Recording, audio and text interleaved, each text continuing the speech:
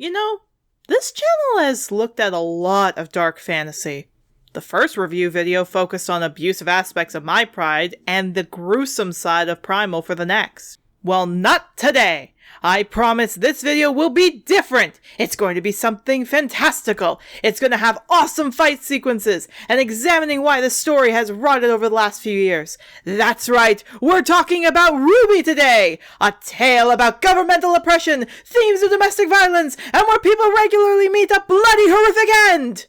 I really need to start looking into way more happier things.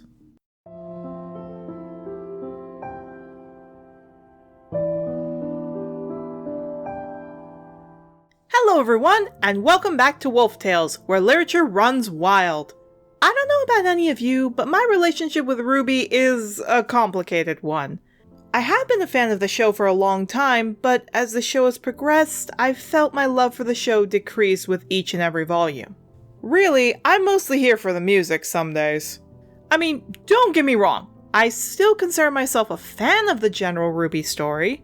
I don't think it's as good as it was in Volume 3, but I've seen worse. I'm looking at you, Harry Potter.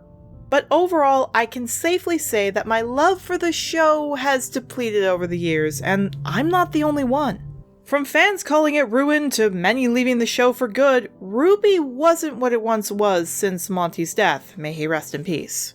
While some theorize the story has drifted too far away from the original design, or not focused enough on the fights, I have another idea.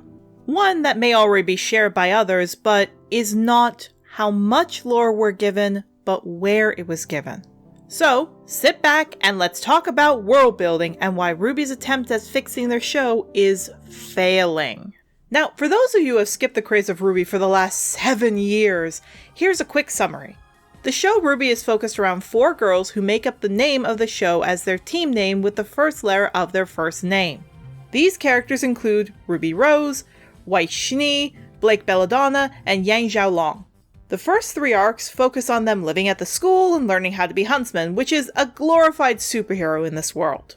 The 4 young ladies do well until in Volume 3 when the school is overtaken and they have to go save the world. 4 volumes have passed with them reaching 2 of the other kingdoms, and the 8th volume is now out with them working in the frozen north of the kingdom known as Atlas.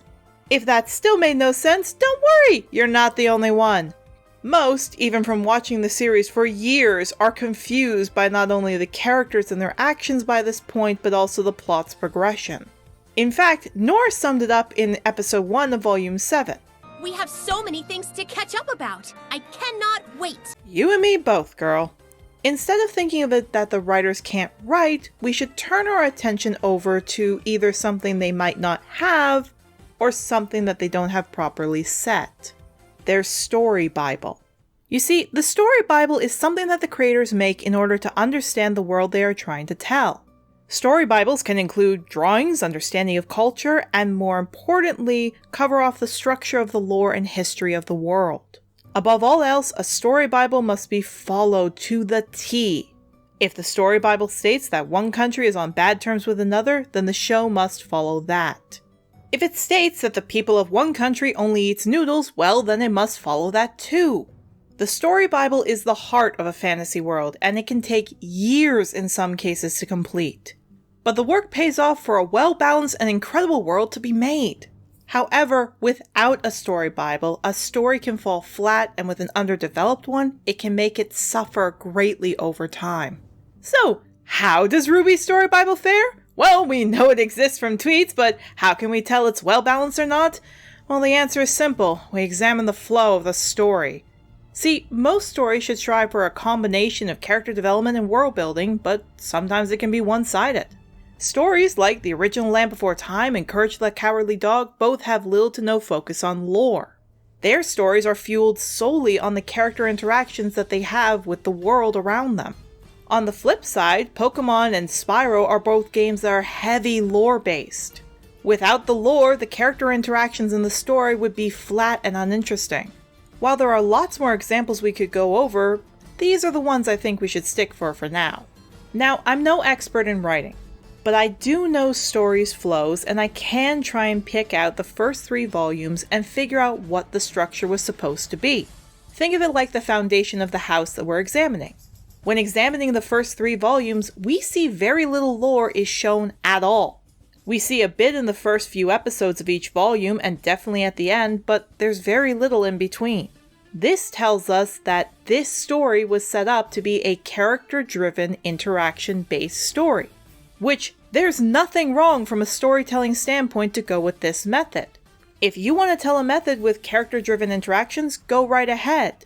The problem comes if you change it, which unfortunately is what RWBY did. If the creators stuck with a less lore-focused storytelling and just went with the character-driven interactions, they'd be fine. I honestly think there'd be nothing wrong in the future volumes. Instead, they made 2 major storytelling blunders after Volume 3. A heavy use of exposition and making the audience seek outside resources to understand their world. Like I said, when you examine Volumes 1 through 3, there's barely any lore given to us. But Volume 4 through 6 is a different matter. In these volumes, 3/4 of the volume is taken up by going over lore. While some of the lore is given to us and talked about in a whole episode, some are just throwaway lines. And on top of it, most of the information for us is not given to us by demonstration and showing us, but telling us. Which means that most of this information is given through exposition instead of actual storytelling. Now, exposition isn't necessarily a bad thing. It's a great way to help us understand the world and the person by giving us a lot of information. But where most people should be able to do this in a smooth process that's not too jarring, some are not able to do that. When this happens, the story feels shaky and puts the audience in almost a classroom setting. The audience has to break their engagement in the story to process all the information just dumped on them. A great example I have seen of exposition done properly is in The Owl House. The creators made sure the audience and Luz were only given information needed for the very first episode. It wasn't just told to us either. Examples and demonstrations were made so that the information was given to us in an exciting way that we wanted to learn. It was well paced and well balanced, giving us a skyrocketing desire to learn more about this incredible world. On the flip side, however, the story was slowly progressed after episode 1 so we could get the basic idea without feeling overwhelmed. Luz and the audience needed to understand what was going on, but not at the cost of our enjoyment of the show. However, RWBY did not do this. In the episode The Lost Fable, we got practically 26 minutes of contradicting information and a pile of confusing world building. While some could see this as eye-opening to the past or showing a corrupted history, I don't really buy it. My Pride seems to be hinting at a corrupted history, but its lore was well put together and easy to understand. Not jumbled up like a Picasso painting. While we're going to get to Ozpin in a second, first, let's look at their attempt at fixing their exposition issue with outside sources. See, way back in 2014, the RWBY team created a set of shorts called RWBY World of Remnant, which focused on the lore of the series. Not long after this, in 2015, a manga adaptation was made and followed by a comic series in 2017, which dived deeper into the character backstories and motivations.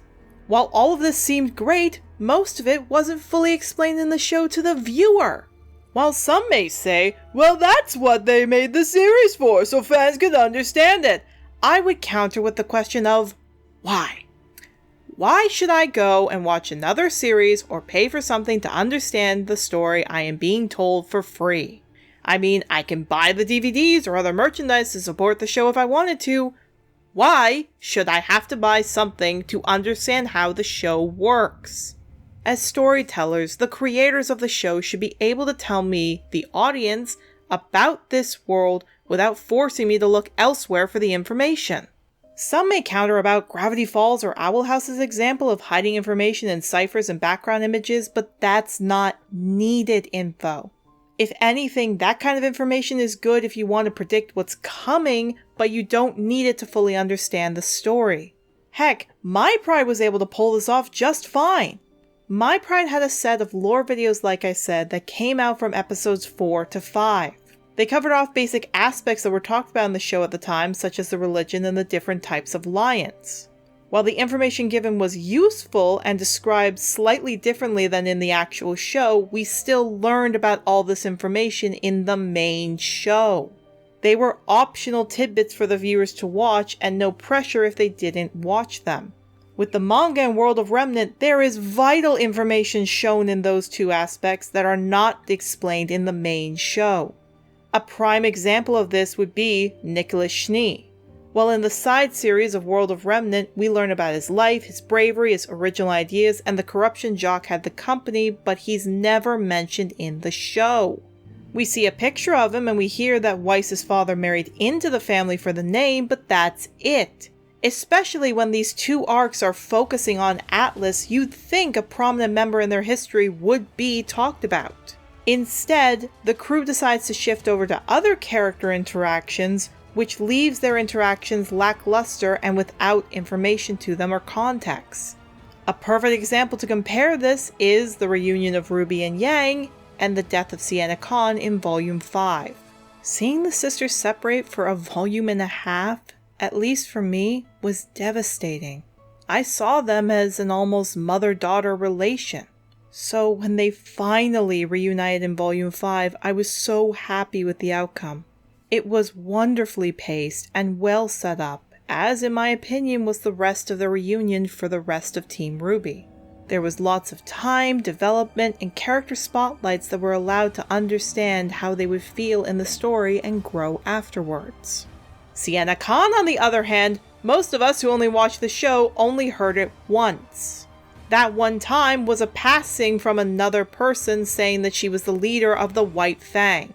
Then, when she came in episode 2, she died the same episode.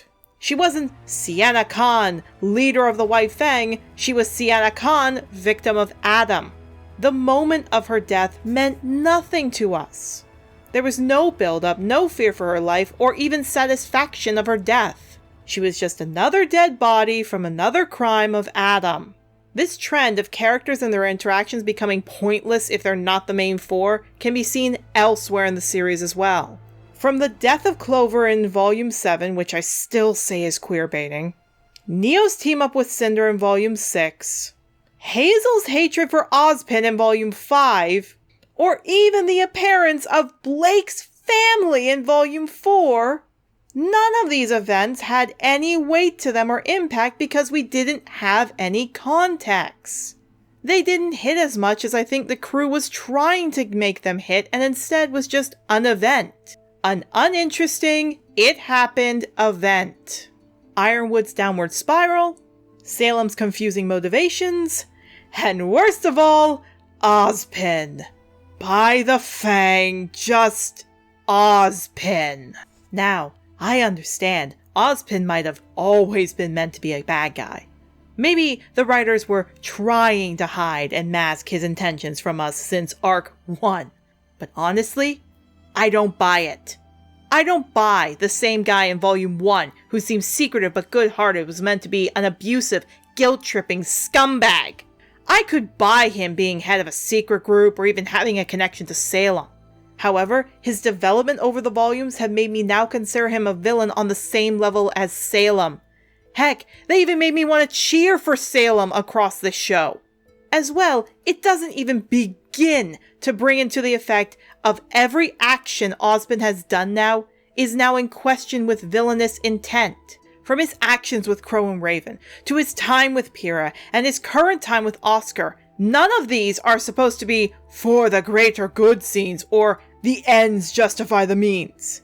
They are just actions from, in my mind, a petty, gaslighting idiot who RWBY should try and exorcise from Oscar ASAP. Heck, it's even because of this great Ozpin that the world got worse because he couldn't keep it in his pants. Because he didn't follow the god's advice and be upfront with Salem from the beginning, he strung her along, leading her to understandably become a pretty angry woman. Again, if this is what the team was aiming for, okay, not the best I've seen, but do what you want. But you want to know who I have seen on a similar path and done 1,000,000,000 times better? Lilith from Owl House. Lilith was a character set up as mysterious and stern. Like Ozpin, she was powerful, secretive, and led a group. She kept many secrets and often manipulated quite a few people, and the staff at the Owl House were not trying to hide this. Heck, the group she led was for the Emperor, who we knew from the start was villainous. She was seen as a villain who had made mistakes and was trying to fix it. And when, spoiler alert, she kidnapped Luce and took her away, revealing to have been the one who cursed Ida, it was a brilliant reveal. It was well built up and felt genuine. This meant that the next episode, when she did try to help out, it was a long way from being redeemed, but it was a show of genuine effort. Her story and progress that had been done in one season was 1,000,000,000 times better than 90% of the characters over all of RWBY's run. So if it can be done in other shows, why has RWBY failed in this? Well, remember that one thing I said at the beginning? That one tiny thing about what I thought it was? Well, now it finally comes into play. I don't think it's the information that was revealed to us that might have been the issue. I think it was released at the wrong time. From the very beginning, as I said, RWBY was a character-driven story. The plot holes were the size of craters on the moon, but we didn't care. The crew might have seen that, and when they were thinking of moving on to Volume 4, I think they wanted to try and fill in those plot holes. But instead of doing it smooth and at a steady pace, they decided to just try and get through it fast. So they dumped a huge pile on us of sci videos, comics, manga, and anything else they could to explain the world as fast as possible. They wanted to quickly book it to the next awesome fight scene or big reveal and not slow down for us to catch up with them. Which is not how you tell a tale. By trying to go back and fill in the world-building holes that RWBY had, it's trying to restructure a foundation of a house that already has a house on it for 3 years. It's not impossible, but you're sure not in for an easy ride. The shaky, uncertain world-building has spread its cracks since I would say Volume 3. And the worst part is, it keeps getting worse the more the crew tries to fix it. Now that we're in Volume 8, the exposition may slow down, but I'm not going to hold my breath. I think it's going to get worse and worse and worse until the crew of RWBY understand that this isn't working. To be honest, it might be why people love RWBY Chibi so much. It's just a fun, character-based series with a focus on character building. It's just a fun, character-based series with a focus on character building, which is the thing the audience came for in the very beginning of RWBY. I may not know what the future holds for the series, but one thing's for certain. RWBY is no longer the show it once was. And if the crew keeps this up, they'll lose their chance to do so forever. And that was Wolf Tales, everybody. I know this was probably a lot longer than other ones, and I apologize for that. But enough from me. I want to hear from you. Let me know in the comments below what you thought of my ideas, and remember to like and subscribe to the channel. All of it really does help, and it lets me know how I'm doing. For now, I have a very special video to do for the end of the month. We'll be looking at a world of 1,000 times better world building with a long and rich history in storytelling. It's a tale of fields, a tale of rabbits, and bright eyes. Till next time, this is Silver Starling. See you next time you want to run with the pack.